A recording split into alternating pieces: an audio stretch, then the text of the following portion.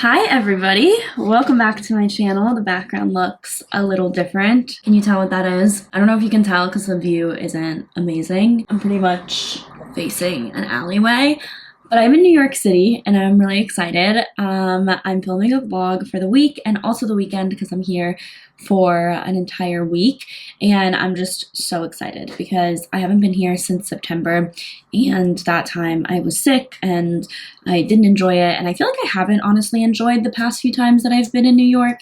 So this trip I'm trying to kind of like take it easy while still really enjoying my time here and like not overexerting myself. So anyways, that has nothing to do with this video, but I wanted to mention that. Today, you can't see, but I have my laptop right here, which you know what that means. I have gotten so many comments in real life about people loving my budget videos. Like when people meet me or people that I know that watch my videos, they're like, oh my gosh, like I love your budget videos, by the way. And I'm always so shocked at that for some reason. I don't know why. I don't know if it's because these videos, it's not like they get like a ton of views or what, but I'm like always so surprised when people say that because I feel like they get incredibly repetitive, but I appreciate you, so thank you for enjoying these videos. And I got some feedback in my last video that one person was like, hey, love you, but these aren't technically budgets. You're just talking about how much money you're spending and like you're always spending more than the last month, which very fair criticism. In the past few months, I have been kind of like upping my spending. I think because of the holidays, because of travel, because of like all of these kind of big expenses that were piling up. But I will defend myself and say not every month. But anyways, she has a point. And I try to say these in all my videos, but sometimes it's missed that these technically aren't budgets. I'm not saying this is how much money I'm spending this month. I can't exceed this amount in this category, this amount in this category. I'm kind of just like breaking down what I've spent in the month and then telling you guys like, oh my gosh, this is where I need to save. This is where I need to like take a look at. And because I write out every single transaction, I am so mindful in the next month when I am like going out to eat or when I am, going out with friends and like, ooh, I shouldn't be spending that much money because this is what I bought last month, or I don't go shopping, or, like I'm just way more mindful about it. But this month, guys, I not only did my budget the normal way, so I wrote down every single transaction on Excel, but I also use this app. It used to be TrueBill, now it's Rocket Money. If you don't have this app and you are like trying to budget, you need it. I think that it is the most well-made app, and especially now that I am like a founder of an app, I really look at these things.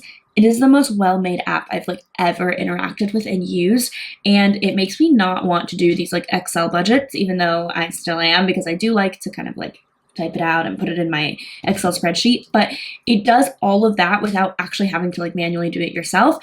And you can create your own categories, you can make budgets on there, you can, it's incredible. And this isn't sponsored. I used to actually work with them. I was sponsored once by TrueBill, I think once or twice, and literally every month I'm like, will you guys please sponsor me again? And every month they're like, sorry, we're not doing sponsors. So this is their free sponsor because it is the best app ever and you guys need it. So I'm gonna definitely shout it out. I mean, there's like so much you can do on it, but again, this is not sponsored by them, so you guys can check it out for yourself. But I was using that and I actually made an actual budget, like where I was like, I don't want to exceed this amount on that. So I'm gonna go over that with you and we can see how I did. Okay, let's open it up. And I love it because like in real time, like when I'm like swiping my card, it then updates on here and I can just like put it into a category if it categorized it wrong. Let's see. February. Okay, so I have like all my budget right here. So I'm going to go through the categories and then we're going to see how I did. And so this video is going to do slightly different, or going to be slightly different. Okay, so bills and utilities, I was $1,500 over. And that is because if you guys remember my story of my fridge leaking, remember I was on a date and I come home and my kitchen is flooded and I'm like, can you help me? Yeah, that instance, that fridge flood has now costed me, how much was that repair? $1,062 for that repair. So that was really expensive. So that was definitely my biggest fee of that month. So that is why it was really like, that was why it was $1,500 over. I'm trying to see why else it was over. Oh, it was also over because I was under contract on a house, which I will talk about in another video, but I was under contract on a house. So I had to pay this, like the management group of the condo for these like association questionnaire things. I had to pay them $250 as well. So that was also there. And then I have to now like Venmo for my phone bill. So I Venmo my family to pay my cell phone bill, but I hadn't done it in the past few months. So I had to just pay $300 like in a lump sum to them this past month for like previous months of the phone bill. So that is why it was $1,500 over. But that usually doesn't happen. But that was like my biggest expense, I think. So for auto and transport, I said that I didn't want to spend over, I believe, $1,000. That's a $1,000 budget. And honestly, this needs to increase. I'm looking at it. It makes no sense because my car payment is $950 a month. So the fact that I only allow $50 for like parking and all of that stuff makes no sense. My insurance I include in like the bills section. I don't include it in the auto and transport, but anyways, how much money did I spend? My budget was $1,000 and I spent $200 over with like parking and all of that. And I'll break it down for you in a little bit too. With dining and drinks, you guys. Okay, so I made my budget for dining and drinks and I have my budget at $700. If I can keep my food and grocery budget and alcohol budget at $700 for the month, I will be so happy. That is my goal. I really want to hit that, and I feel like I potentially could hit that this month because in February I spent $809, so I was only a little bit above the $700 budget, so I really think I could do it. And you guys know that the previous month I had spent so much money on food. I spent like $1,300 or something crazy like that, or $1,600 or something like ridiculous on food last month. And so I was able to cut that in half. And I'm telling you guys, these budget videos are the kick in the butt that I need. It's literally the one thing that it's like, Natalie, what are you doing? So I'm not going to go over every single one, just kind of the ones that I talk about a lot. So for like entertainment, I have a $200 budget. For workout stuff, I have a $300 budget, and this is because I actually just canceled my gym membership. So I was a member at Equinox. I was paying $200 a month for that gym membership.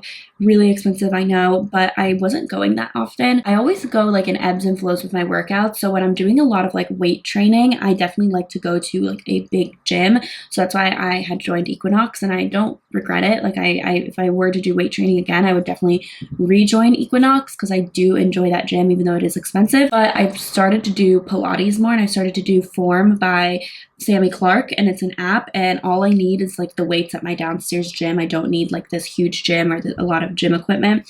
And then I started going to a lot more classes like solid core and tremble. So I was like, I'm gonna just spend my money on those classes, do the workouts at home, and I'm gonna cancel my gym membership. So that is why my budget is $300. And I'm happy, like I don't mind spending a lot of money on my fitness. I just like was not using the gym, so I was like, I need to cut that out. So I no longer have a gym membership. So for travel and vacation, I have a $500 budget, and in February I only spent $187. Travel for me, it's like some months are going to be really high, some months are going to be really low because I'm not always booking travel every single month, but I like to have it as an average across the board at $500 per month. You guys know last month, because I bought that trip to Australia, it was a lot more expensive. For coffee last month, my budget is $100. I feel like that is still high, but honestly, it's realistic, and I realized that there's no point in me saying that my budget's only going to be $20 for coffee when like I know that that's just not going to happen. So my budget is $100. That's how much I allocate for myself, and I spent $111 last month, which the previous month I spent over $200. I spent $227 the month of January on coffee. So again, these budget videos help so much. Like I'm so much more conscious. I'm like, I do not need to spend that money. I don't. And I'm like hyper aware. And then because I have this app on my phone, I'm like, I can like look and see in real time where I'm at on my budget. So with parking, my budget is $80, and in the month of February I spent $95. It's fluctuated. So some like January I spent $140 on parking. This month, because did I get a ticket in January? One of these months, maybe it's this month. I think it might be the month of March. I did get a parking ticket. So that's kind of a lot. But anyways, it's just expensive. So The month of February, I did spend $95. And I'm just curious to see if $80 is enough for parking, which is kind of crazy. But in Miami, you just have to park everywhere. I feel like this month, I'm going to spend way less. Like I've only spent $16 this month and it's already halfway through. But it's because I've been out of town. So I'm gone for 2 weeks, which means 2 weeks of no parking. So it makes sense that I would be spending less. For alcohol, I guess my budget for dining, the $700 dining budget is like only restaurants. It's not groceries and it's not alcohol. So for alcohol, I have a $50 budget, and in February I spent $94. If you think about it, $50 for alcohol is literally 2 drinks. So I feel like maybe that should increase to like $100 because I've never gotten it under $50. So I feel like that one's one that's just like not realistic. In the month of March though, I haven't actually spent any money on alcohol, which is surprising because I did go out last weekend, but like everyone bought me drinks, like, so I didn't spend money. So that's nice. Okay, shopping. I have a $900 budget for shopping. I feel like that's really high. I need to look into that because that is really, really high. I'm like, I don't remember setting that. Did I set that? I guess that includes like Amazon purchases, just random miscellaneous purchases throughout the month. But that just seems like a lot. I really don't go shopping that often. And in the month of February, it was literally negative 400 because I did a bunch of returns from the month of January. I literally returned like everything I bought in January because again, that video, I was like, I do not need to be spending this money on shopping. So I returned everything. So I actually didn't spend any money in February on shopping because of the returns. I did, but you get what I'm saying. That's kind of like my budget. And now I'm going to go through my individual transactions and I'm going to be sharing kind of like just showing you guys like what those big purchases and the big ticket items were. Before we do that though, I did want to thank the sponsor of today's video, which is Squarespace. Thank you so much, Squarespace, for sponsoring today's video. If you don't know what Squarespace is and you are watching this video, then you must be new here because it is the easiest way to build an online website. They have beautiful, beautiful, beautiful templates, amazing customer service. I actually was locked out of my account the other day because of something that I did wrong, and Squarespace answered within, literally, I'm not kidding, 10 minutes. It was so quick. And when you are running a business, that's what you need. You need that level of customer service, but they don't sacrifice in the other areas because their templates are so beautiful. It's so easy to customize. And if you have a restaurant, a blog, a portfolio, a business, literally anything, I think everyone should have their own website. In 2023, everyone should have their own website because you want to have something that is your own and you don't just want to rely on other platforms. So if you want 10% off your first Squarespace order, then you can use my code NatalieBarbu, or you can go to squarespace.com/NatalieBarbu at checkout. And if you do have a website, send it to me because I would love to see it and support. Back to the big ticket items. I already told you the $1,000 one was by far the biggest one in the month of February. That was my fridge. My car payment is always the second highest. And then this month, I actually also had to spend $800 on an appraisal. So an appraisal or an inspection? An inspection. So I was under contract on a house, and so I did have to spend $800 on the inspection. And these are some expenses. Like, I have a video all about how much it costs to buy a house. So if you guys want to see that, then definitely check that out. But buying a house is really expensive. Going under contract is really expensive. It's not just about, like the mortgage payment. There's so many other fees involved, like an $800 inspection fee. And if you don't end up getting the house, then that just kind of goes to waste. So I did spend that. Also, my accountant is always higher. And then also not only with the inspection, but the appraisal was around $500. So that was also really, really expensive. I've begun to lower my car insurance. So that's really good. So that's another high fee. Health insurance, I paid $275 for. So all of those are my most expensive items. And what that tells me is that I've actually done really well. And I know some of you guys are like, you spend $800 on food or on restaurants, like that's not doing really well. But for me, it is because usually these like big ticket items, I'm always like, oh, but that was a one-time thing. Oh, but that was a one-time thing. That was a one-time shopping thing. That was a plane ticket. That was this. But if I say those every single month, then like my lifestyle creep has increased. Whereas with this, the biggest thing was like a repair for my apartment. Like that is different than being like, oh, a plane ticket or this like thing that I bought or whatever. So I actually am really, really happy about that. So yeah, I think this one was a little bit different, kind of like going through my budget and making, kind of sharing these expenses with you. But I also will update you on my house in a separate video. If you can guess, I am no longer under contract, but I will be talking about that. I'm sad about that. in another video. So these videos, I feel like these are a mix between like vlogs and like sit down videos. Like obviously I'm sitting down the whole time, but they're super casual. It's not like a structured thing. So let me know if you guys like the lack of structure in these. I don't really like prepare besides doing my budget. I'm just kind of like talking to you as I'm like looking at it. So if you guys do like these videos, thank you guys so much for your support. Thank you for always watching these.